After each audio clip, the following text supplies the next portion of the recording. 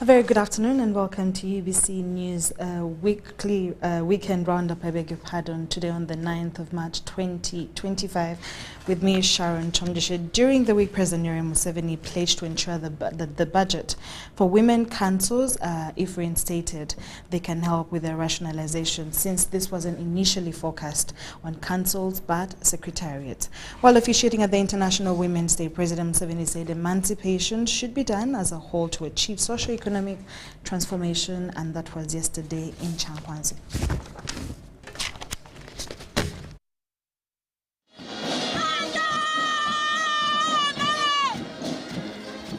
Uganda has joined the rest of the world to celebrate International Women's Day, the day that marks 30 years of the Beijing Declaration Platform for Action Commitments.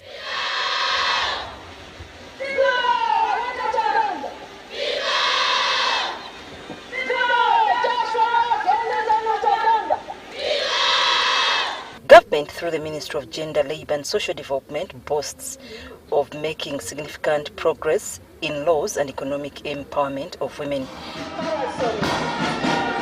President Yoweri Museveni officiated the national celebrations held at Bukwiri grounds in Chankwanzi district. He explained that there are 5 routes for women empowerment that include wealth creation, free education, skills, political empowerment, and legislation. Insist on free education. It will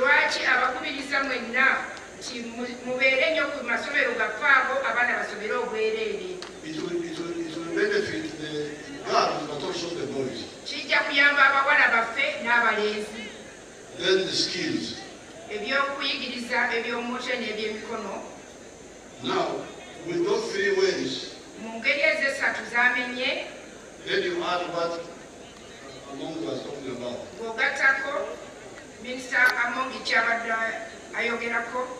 Political empowerment.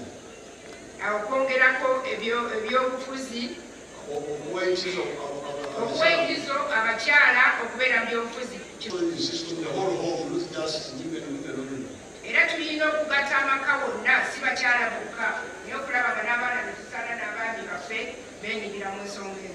That's why the learning talks about social economic transformation.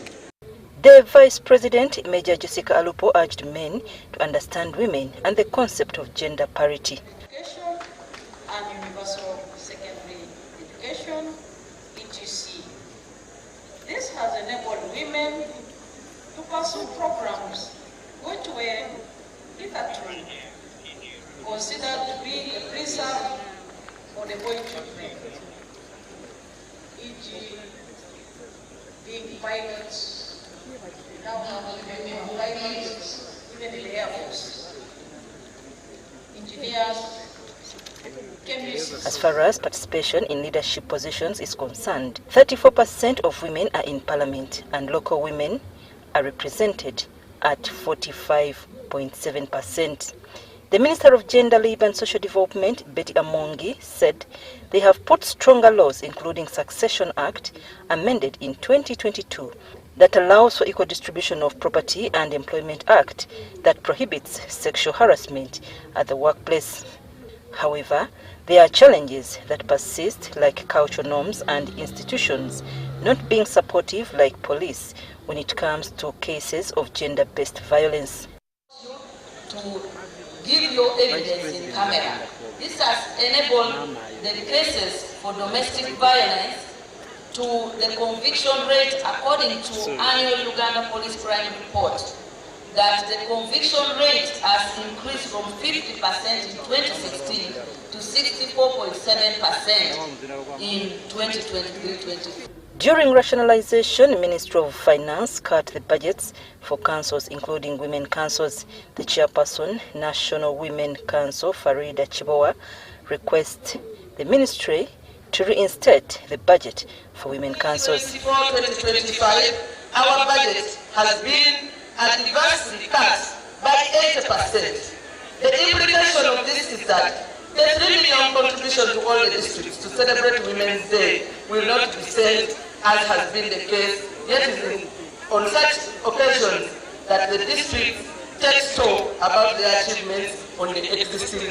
Councils y'abakyala n'ey'abavubuka we shall sort it out, because what was supposed to be mine, so that you get your 500 million, that's it. Women leaders in Chankwanzi, including the woman member of parliament, Sendaula Christine Bukenya, and the chairperson, Woman Council, Namatova Miriam, have different complaints about the growth opportunities for Women Enterprise Project.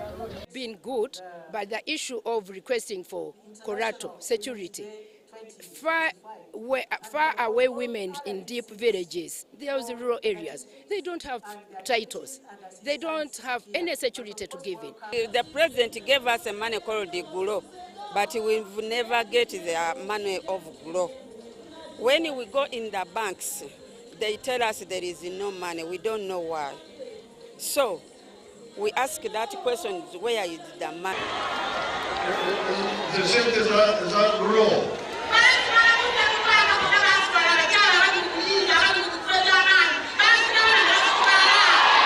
The project coordinator, GROW, Ruth Aisha Kasolo, explains that this project is beyond giving women loans. Also noted, there are some districts where women are not accessing the money because maybe women in Kampala are taking all the money. So based on the cabinet directive, we have allocated the money now per region and per district.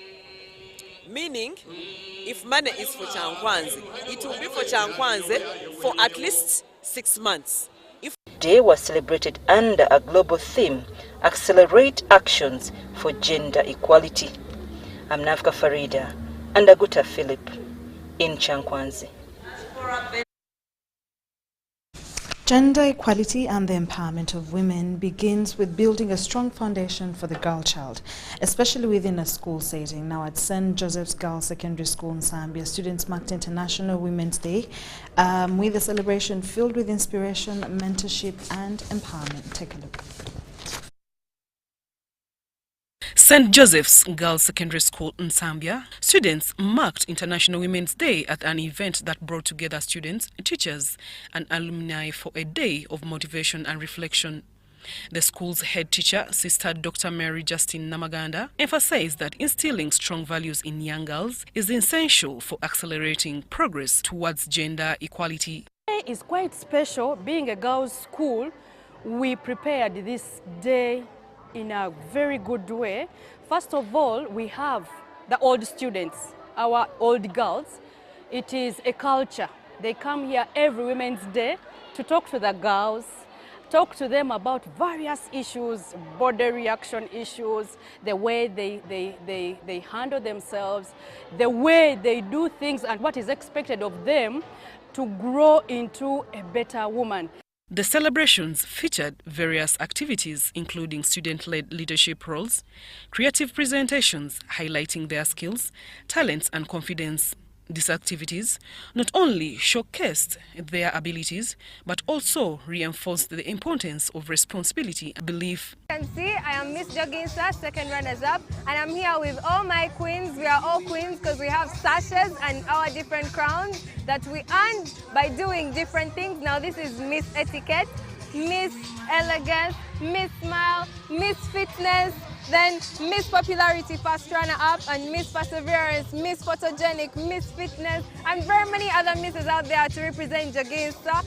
So these crowns are not just for show. These crowns help us because by having these crowns, we actually have the opportunity to use our voices and stand up for the little girls out there. The school's alumni, fondly known as the Old Girls, shared personal experience on how the school's values shaped them into responsible and accomplished individuals. They encourage current students to embrace discipline, hard work, and self-confidence in their journey towards success. Well, I am who I am today because of Joginsa, because of what the teachers impacted in us, the headmistress has impacted in us. We are so delighted that they did that to us. Today we are who we are because of that, and that is why today the Old Girls decided to come and celebrate half of our day with the girls, with the young girls. We are here to inspire them, to motivate them, to encourage them, to remind them that yes, life out there is hard, but where they are to determine the future, the bright future that they have. I'm an OG of Joginsa. Currently, I'm an international makeup artist based in Qatar. I am so happy to spend the Women's Day with the girls because this is the school that shaped me. I was here for 6 years, since from 2005 to 2010.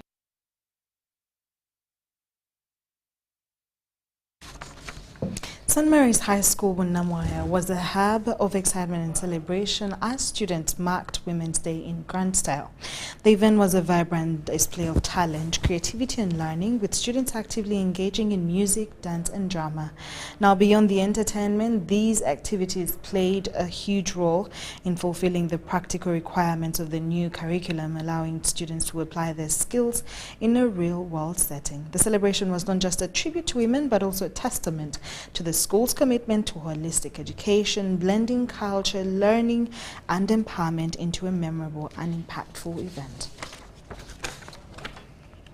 I am very excited having to celebrate this very important day, that's Women's Day, as I come to showcase the different talents of our students through music, dance and drama in conjunction with the new curriculum that is being embraced, giving us the confidence that yes, they are really in line with the curriculum and they are going to give our children the best. I'm very happy and thrilled getting to celebrate Women's Day. It is a day that reminds us of the women in our lives. It reminds us to respect and value the different women in our lives. It highlights equal opportunities for women. Right now, as we speak, we are really harvesting what we have prepared for. And indeed, it's so colorful, and we want to really showcase our talents through various activities. Well, this MDD helps us in many ways. We get to showcase our talents, and these talents can give us maybe opportunities.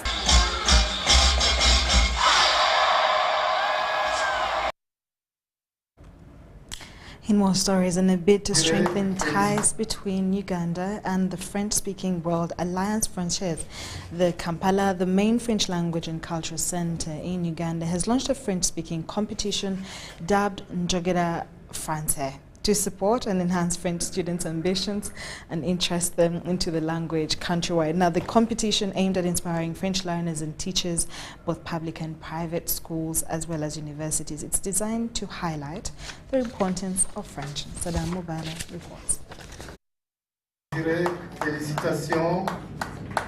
During the event, Karim Chwinya, the course coordinator at Alliance Française, highlighted that the initiative will give participants the opportunity to earn diplomas in French language studies accredited by the Ministry of Education in France. Certificate, okay, DEF exams, which is the certificate which is internationally recognized and does not expire.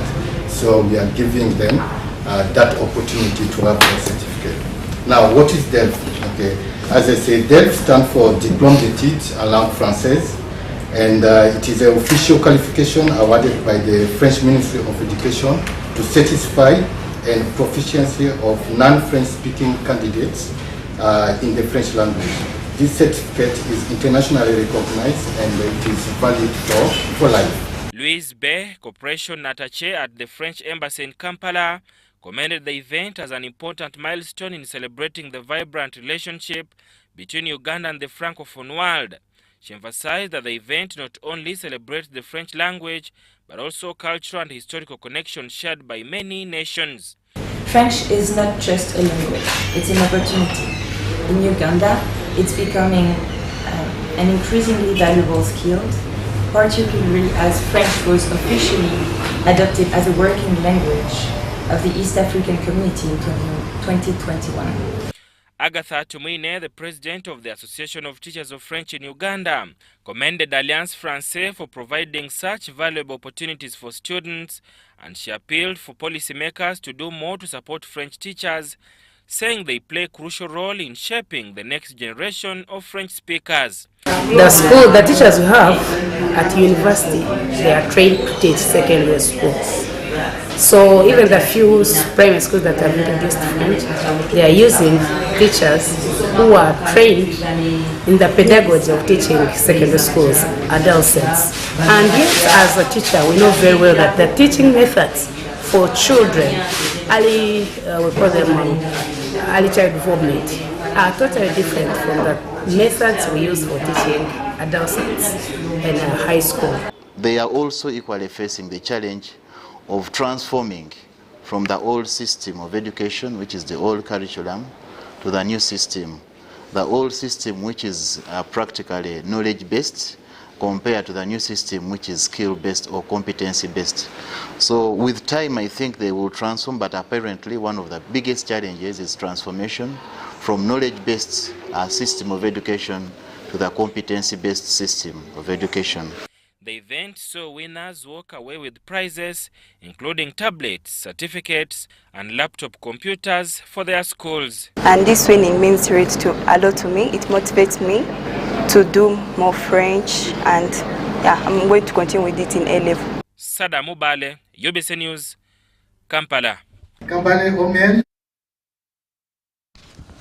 A group of researchers and innovators from Makerere University spent the day at the Uganda Industrial Research Institute to explore opportunities for collaboration. This visit, led by Vice Chancellor Professor Barnabas Nawange, aimed to celebrate and strengthen ties between Uganda's leading research institution and the country's premier industrial research hub. Take a look.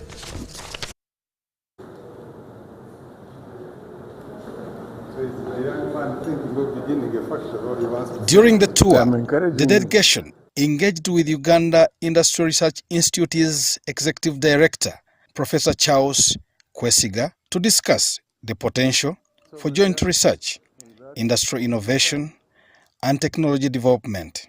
And then this is a prototype again of the drone. Yeah. So we are trying to put some discipline into planning of production processes. This business of saying I want to make this, go to China, get a piece of hardware, come and the things don't work out. Say, come on now. But if you are methodical, okay, prototype, pilot, then produce. By that time you have ironed out all the wrinkles, you are sure to have a good success. URI, located in Namamve Industrial Park, has positioned itself as a key driver of industrial transformation in Uganda. Okay. And now these guys don't have to go to Italy anymore. But the pattern is here. Yeah, okay. This was from our carpentry shop. After the re-engineering aspect, we realized that these things were too short. So there were fault lines in here. So by making them a little longer, reinforcing this part, and then the re-engineered part is now in operation. The visit aligns with Makerere University's vision of becoming a research-led institution. Professor Barnabas Nawange emphasized the importance of partnerships in driving Uganda's development agenda. Seeing what we have seen, of course, as I have said, the institute has got very advanced equipment for both teaching and research. And I'm really looking forward to collaborating with the institute in training our students, training our researchers, and working together on research projects that will benefit our country.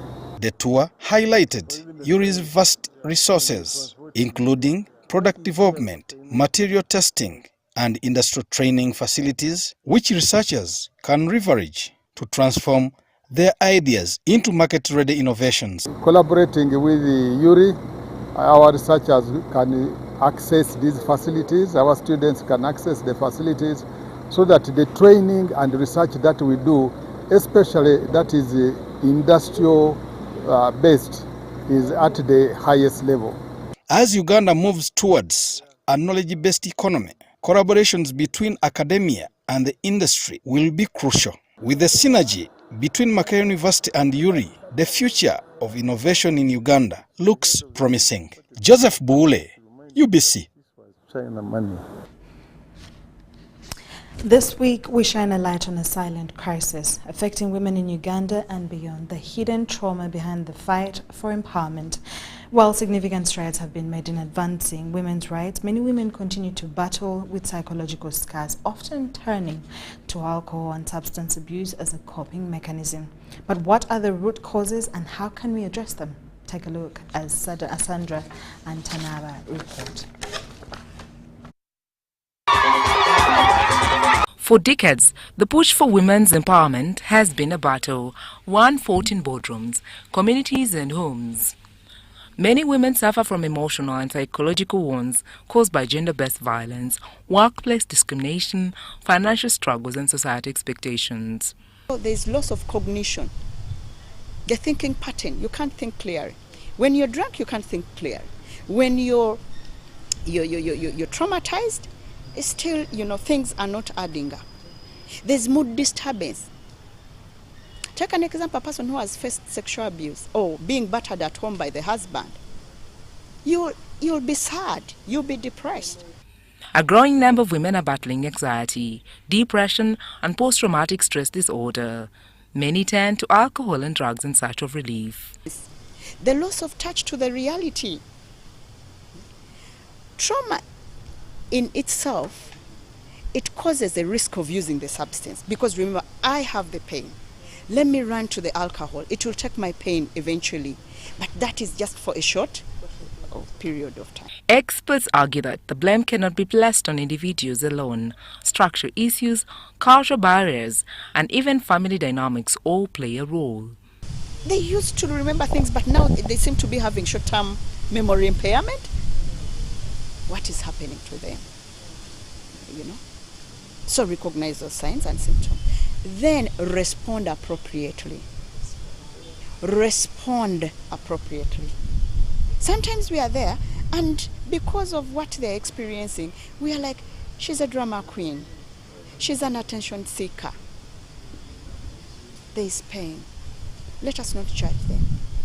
Experts recommend increased mental health support, stronger policies against gender-based violence, and community-based rehabilitation programs to help women overcome trauma and addiction. Way of talking to this person, minus re-traumatizing them. Try to connect with them. When you find that the person really has a problem, seek assistance, seek professional help. Look for Christians to help out. The fight for women's empowerment is far from over, and neither is the battle against the hidden trauma many women endure. Recognizing and addressing these struggles is key to building a truly empowered society.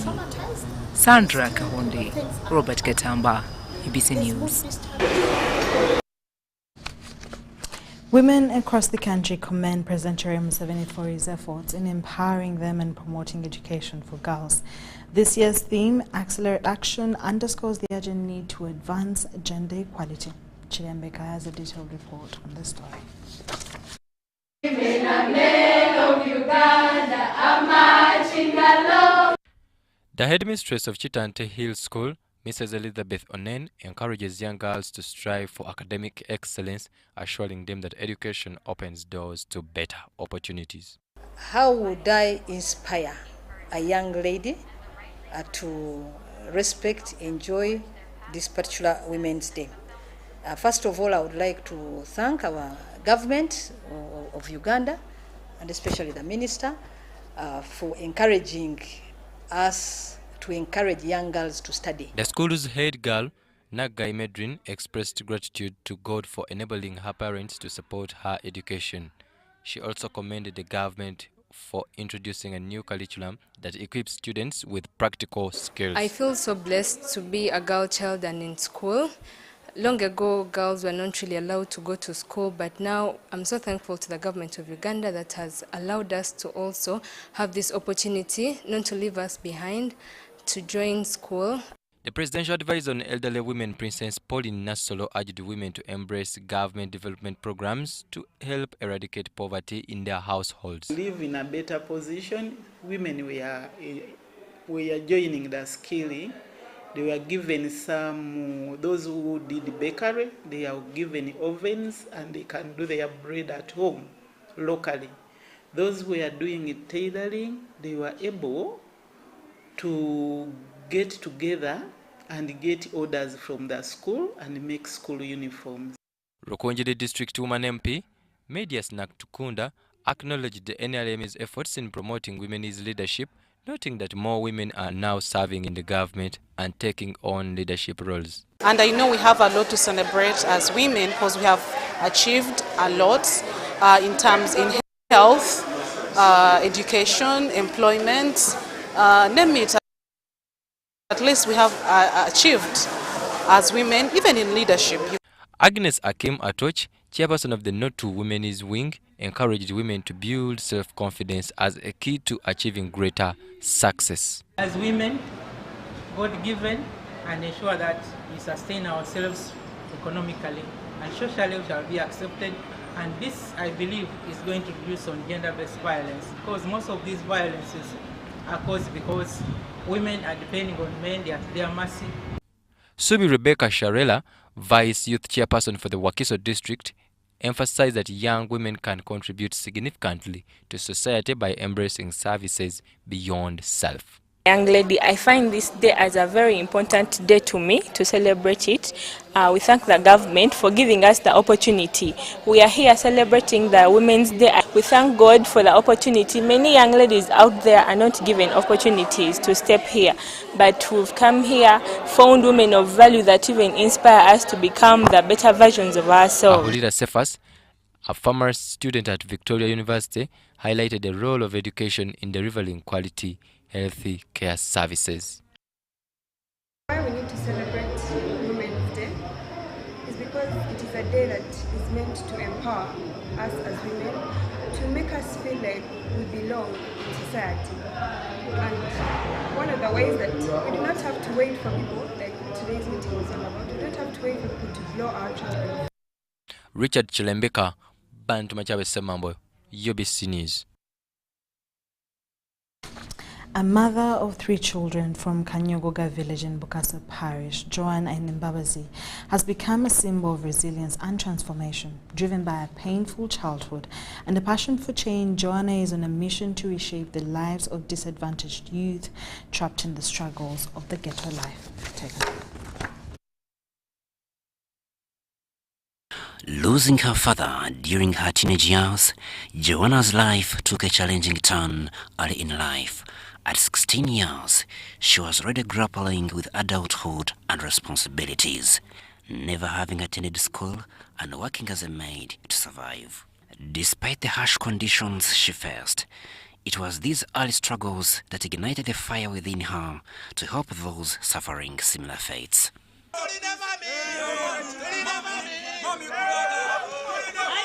The escalating issues of teenage pregnancies and rampant drug abuse among youth in the ghettos spurred Joanna into action. I lived in the slums, I've been in the slums, I have seen the slums, and I really know that most of these young men and women, they are who they are what they are because of the surrounding. You know, you grow up and by the time you're like this, you see the children of 12, the young girls of 12 giving birth. I mean, the day-to-day life is taking marijuana, stealing, you know, I mean, snatching bags from people. That is the lifestyle. So I really felt in my heart that I can bring a change. Determined to help, she has successfully transformed the lives of 27 youth, all of whom have renounced their past destructive habits and embraced new meaningful lives. So I went and shared with them. I said, I'm here to love you, I'm a mother to you. And guess what? Some people have changed. We are working together with them. Those who are taking marijuana has stopped. You know, some of them have found themselves stealing because they have no work to do. Joanna acknowledges that while many youth trapped in ghetto life want to change, they remain fearful of society's judgment.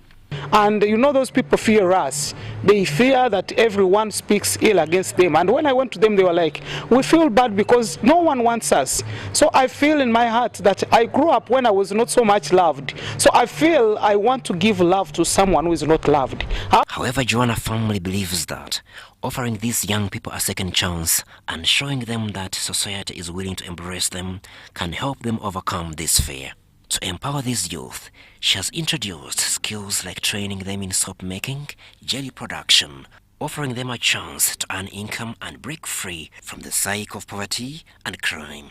So I said, what can I do to make sure that at least someone earns something? Then the Spirit of the Lord gave me an idea. I started looking of the skills that you can equip someone with. So that, I mean, that if someone can get some small money, you can start your own business and you survive. Aside skills earned, sports have also proven to be a valuable tool Joanna is using to keep these youth engaged and away from criminal activities. Crispus Arinitwe, UBC News. Youths have been encouraged to embrace presidential skills initiatives to eradicate poverty in their communities. This has been said by Amanya Godwin, who was representing Pastor Mbabazi Robert during the ICT graduation ceremony at Makerere University. Having knowledge, it is applied into our daily life. So I would advise you, our graduates, that you use the skills and the knowledge acquired through these different courses, the CCA, the CCN, so that we can be the good citizens of this country in future. Another point, we should promote networking among ourselves. Networking among ourselves. Please, I urge you, don't involve yourself in hooliganism. Don't involve yourself in hooliganism.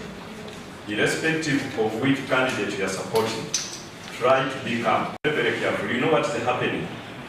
We have also talked to some of the ghetto boys to be calm, to avoid hooliganism during political election.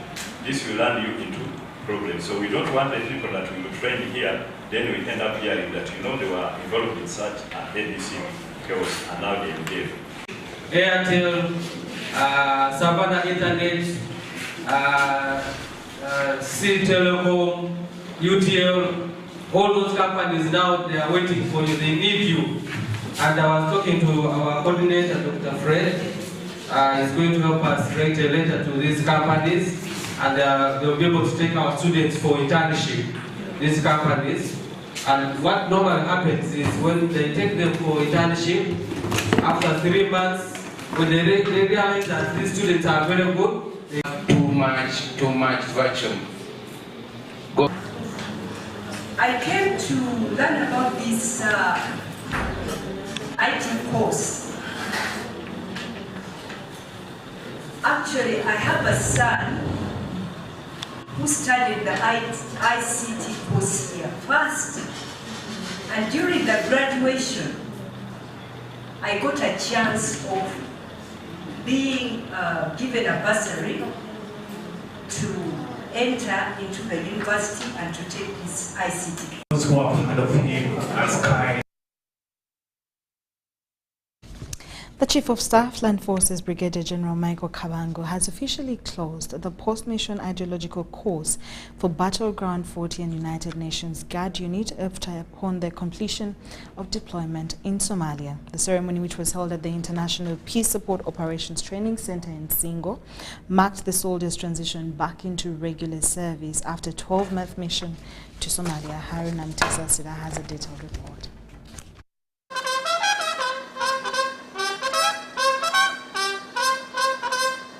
The post-mission ideological course is a vital component of the UPDF's training program, aimed at reinforcing the values and principles that guide their operations.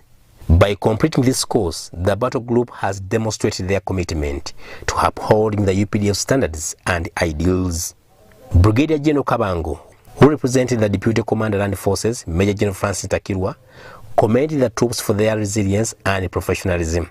He urged the soldiers to maintain discipline, patriotism and financial prudence while keeping up their determination to serve. Last month, the two battle groups returned after a successful mission. Very successful.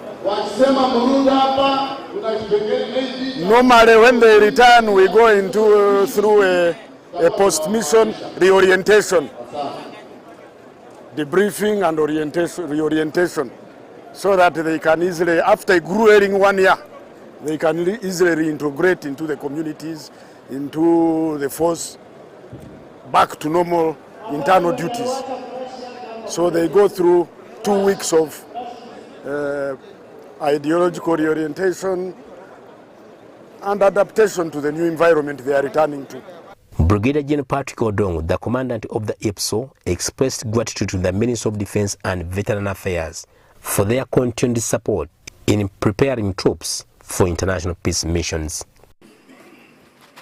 Chief Guest, I wish to inform you that Battle Group Forte and Ungu were exerted into a mission area in January and February of 2024 respectively, and have now rotated out of the mission area. The troops have been going through a mandatory post-mission ideological orientation course for the last 2 weeks, and it's expected to end today, that's if you so wish. So, these troops have been taken. Battle Group Forte Commander Colonel Tofamagino and United Nations Guard Unit Commander Lieutenant Colonel David Emmanuel Odong both praised the troops for upholding discipline and ensuring the success of their mission. Both in service and veterans, the general total 1,322, both officers and men. Discipline. I found both officers and men, Battle Group Forte, it was a good discipline without any problem on ground. In attendance, senior commanders, officers from both battle groups, and community leaders. Haruna Mtesasira, UBC News.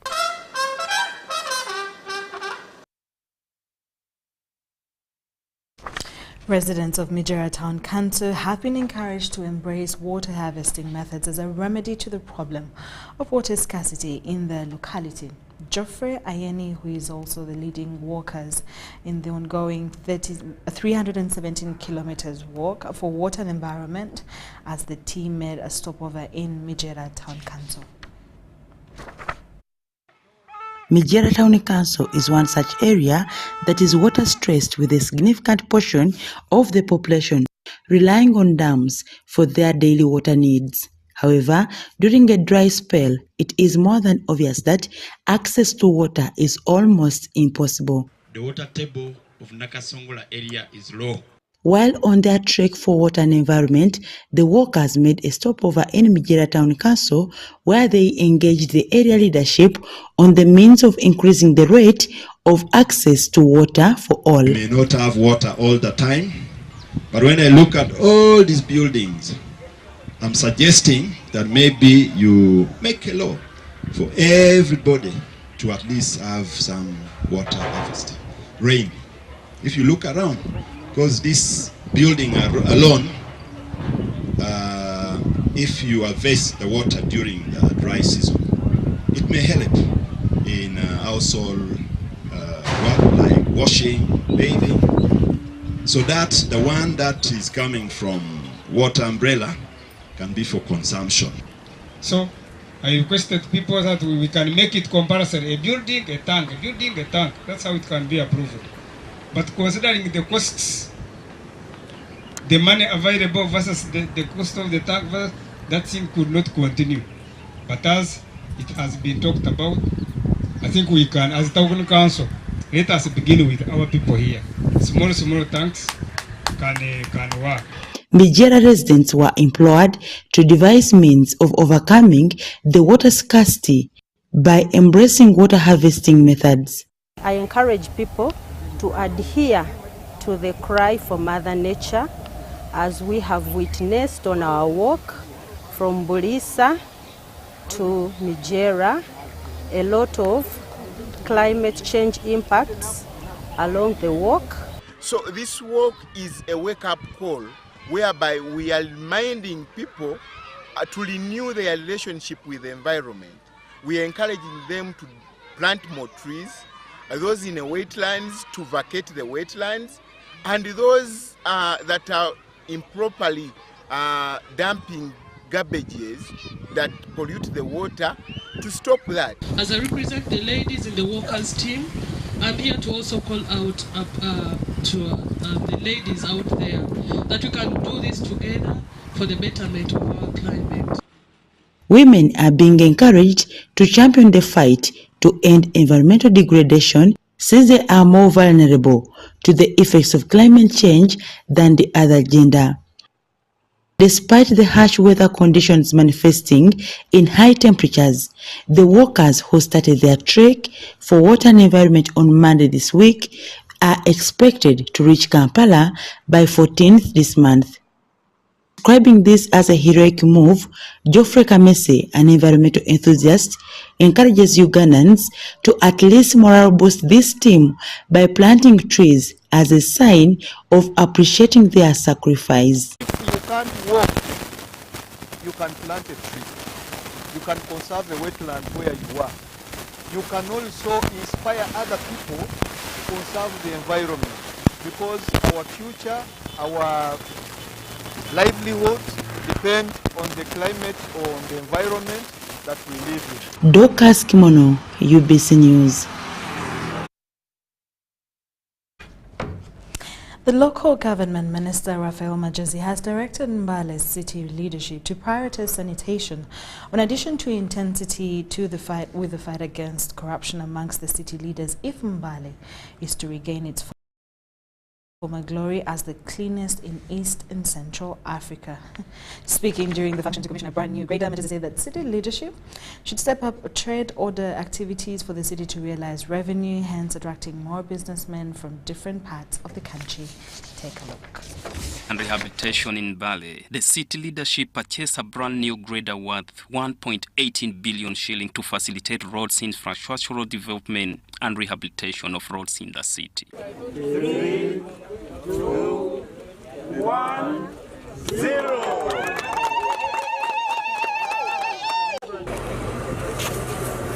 Raphael Magez, the local government minister, challenged city leadership to beef up measures that intends to improve sanity of the city. I want to appeal to you, worship the mayor, on trade order. That one, keep on what you are doing. Don't come in front of my shop and you start selling your chapatis. And don't start roaming around with your butunda, with your juice. Somewhere in a basin you are walking from place to place. You are going to spread the disease. According to Magezi, the grader is a milestone for the city to rehabilitate all roads and fasten movement of people and vehicles that brings in commodities to the city dwellers. This grader is going to make a difference in the lives of the people of Mbale. This is a powerful grader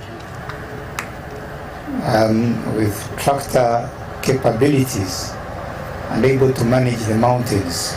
The Mbale City Resident Commissioner Asumin Nasike tasked the city leadership to protect and maintain the equipment for they can realize the objectives of its procurement. I want to ask the town clerk that please ensure timely maintenance such that we sustain this equipment to help us in Mbale City expand the roads. Waliwo kyetulabyeko awo tukiwa nti ndowooza emisolo gye tusasula ginaatandika okubeera ne positive results. Mbale City has a road network of 543 kilometers, out of which 50 kilometers are tarmac and the rest is mara. The leaders believe that with the purchase of the grader, the challenge bad road is sorted. Dennis Ukelo, Yiga Mohammed, UBC.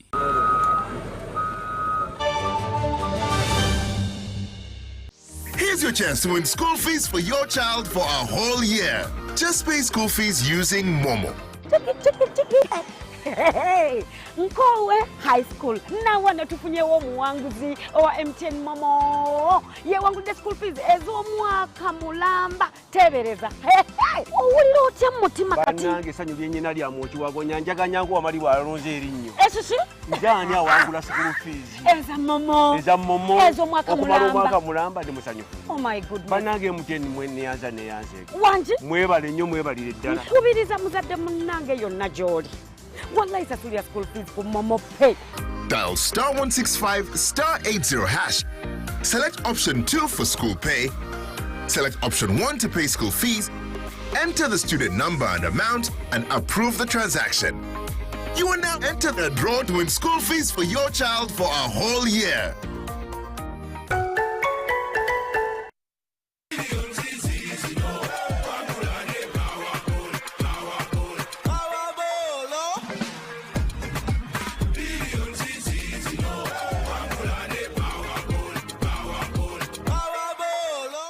Step into a world of excellence, comfort and pride with Royal Foam Furniture, crafted to perfection right here in Uganda. We bring you state-of-the-art living room furniture and bedding products at affordable prices. Our wide variety of mattresses include orthopedic, pillow top, spring mattresses suitable for institutions like hotels, and many others for home comfort.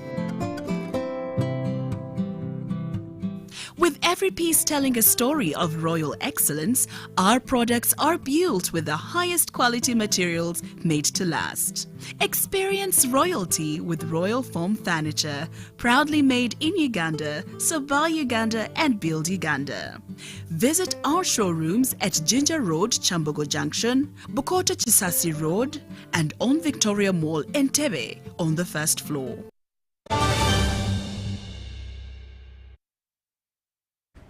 Welcome back from that short commercial break. In more stories, the celebration of strong women has been the highlight of this year's Women's Day celebrations, highlighting history and how influential women have key in predicting the future. Well, Femme Forte, Uganda has launched the Virtual Museum of African Feminists, a groundbreaking digital platform dedicated to honoring the legacies of feminist icons across Africa.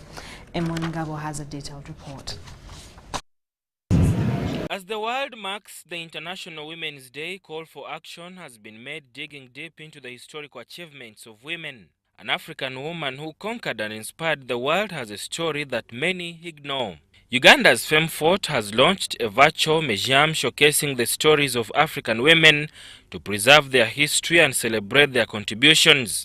One of the biggest things for me is the erasure of women's stories. So many women have been invisibilized in history. So many people have been left out of history books. So many women's works and deeds have been forgotten because no one has written well about them. No one has taken time to document them, to prepare the world for what women are able to do and are capable of. So this museum is that offering to the women's movement to say, look, we see you, we hear you, we understand everything that you're doing, we understand everything that you are part of, and we want to make life good for you.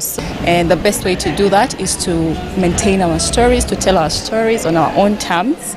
And this is just us making that statement to say we have the right to tell our stories and the stories of the women that have come before us and those here today, and inspire the generations to come. The museum features interactive exhibits, oral histories, and personal stories of African women who have shaped the continent's history through their activism, scholarship, and leadership. Now this is real permanent action. What we talk now, she's looking in the past and say, by the way, where were women? What journey have they walked? One thing I have loved most is the past. The past is so good. The past is telling us the history of how women also involved in all these things which they say they are left for men.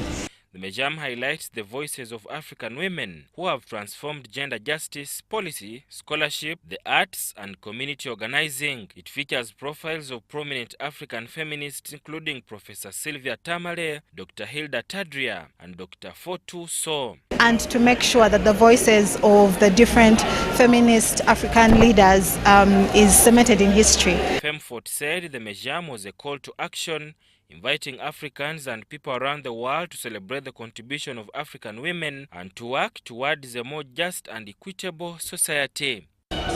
jewelry has changed. Before it was more like slavery and running away from slave trade. You know, the lip tags and the earrings and all these, the beads. And now it's more beauty. We're expressing beauty. Women have been given the opportunity to learn more, to learn and to be strong and to do what is given to them to learn. Except that there's still the tradition of saying, hey, their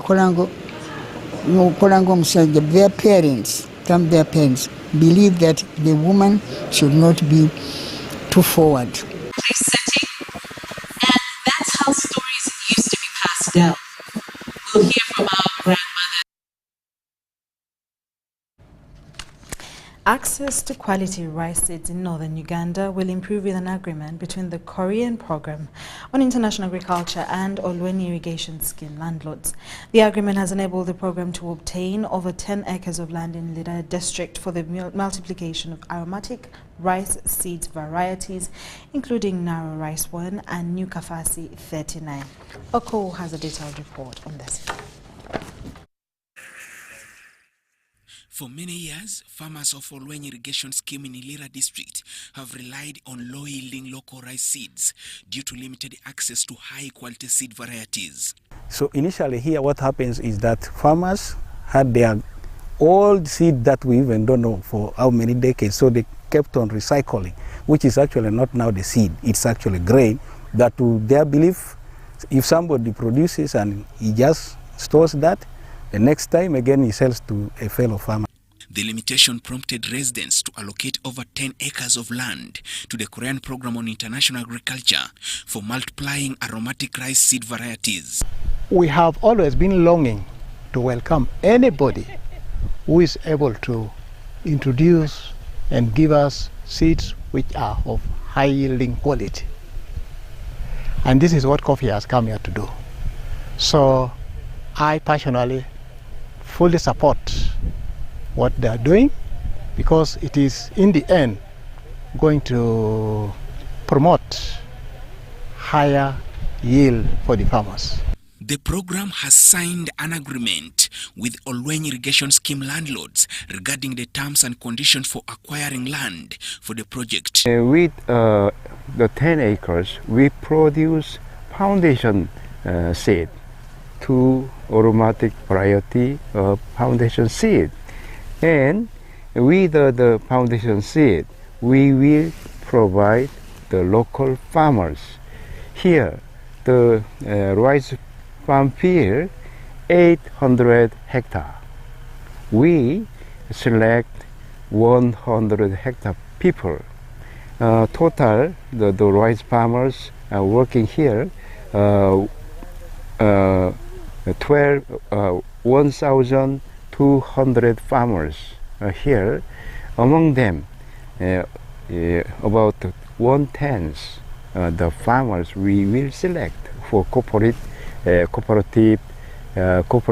farmers. Apart from having access to quality seed varieties, farmers are expected to receive machinery for mechanized agriculture, farming training techniques, and other agricultural inputs. Oko Joseph, UBC. The Ministry of Education and Sports, in partnership with HISP Uganda, has successfully introduced the District Health Information System 2 for Education, a flexible and open resource program designed to manage both aggregate and individual data. The initiative, which has been implemented in several districts, is said to be a valuable tool for improving data management in schools, enabling informed decision-making across the education sector. Kenneth Tanara reports.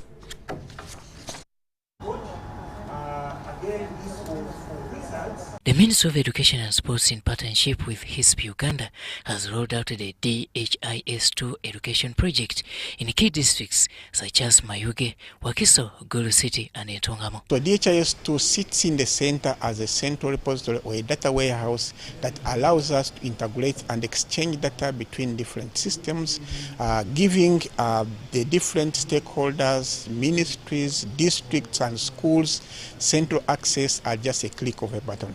The project aims to bridge data gaps, allowing the ministry to make more informed decisions about education policies and resource allocation. With the ability to offer them data and empower them with the data, they've been able to allocate resources appropriately, to know which schools lack enough teachers, which schools need extra classroom blocks. With this data, they've been able to analyze those indicators in the system, and they've been able to allocate those resources appropriately. And I'm happy to inform you that ISPU Uganda was one of the partners that worked with the ministry starting with the year 2019 by piloting the use of DSIS2 to collect data at district level. Can significantly enhance the implementation of education programs, says the Minister of State for Education and Sports, Dr. Joyce Moriko Kadocho. It gives me a very great pleasure to be part of today's project review meeting on data use innovations in education sector, especially, and sports.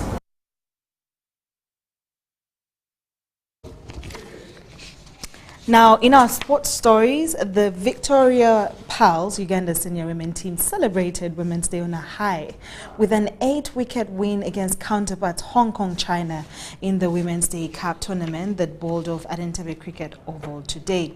Uganda won the toss and chose to bowl, fast limiting Hong Kong China to 75 runs for 4 wickets, with Immaculate Nachisui picking 2 wickets, Sarah Walaza and Captain Janet Mbabazi picking 1 wicket each.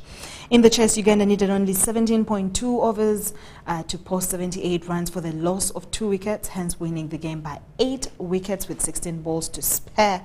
And of course, Immaculate Nachisui 26 runs and Malisa Ariokot 17 runs, contributing the most with bat. The win puts Uganda at an advantage as they head into the second game in the tournament against Nepal today at Entebbe Cricket Oval. Did things that were being told by the coaches, and I was also in position to be backed up by my fellow teammates. It's very important that we start off the day with a good win. It's Women's Day. We're celebrating women. We're celebrating each other. So we're happy that we've bagged the first win. I think there's a lot for us to take from this game. Obviously, there's things that we're struggling with as a team. In the morning game, we kind of dropped a few catches and stuff, and that's something that we can control. Maybe we're going to try and come tomorrow with a better field attitude or something like that. But otherwise, those things happen in the game, and hopefully tomorrow we're hoping to come back stronger. Just express ourselves and have fun. Yeah, first of all, we'll take the win. Important points for us, especially considering where we're in the rankings. It's important for us to win every game, as many games as we can. So we'll take the win, but obviously a lot of areas we could have done better. In the field, especially a few dropped catches that went down, some misfields. Put it down to first game pressure. We're hoping to do much better tomorrow. It's a chat that we've just had. The batting as well, we felt we were a bit too slow. Chasing that down, we put ourselves in a good position, bowling them out for 76, and we didn't quite capitalize when we came in with the bat. So once again, a chat we've had, and we'll look to improve on that tomorrow and make sure we do things a bit better there. I think we just didn't get quite going enough as a batting unit. We want to get a few more runs on the board. I think 15 or 20 more runs makes it a different game, and we definitely would have been much more competitive with a few more runs on the board.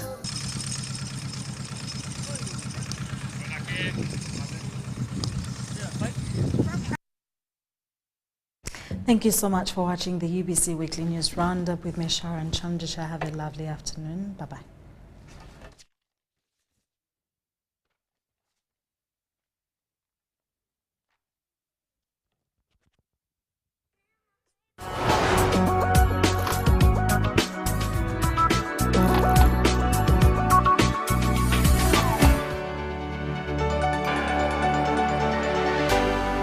UBC, inspiring Uganda.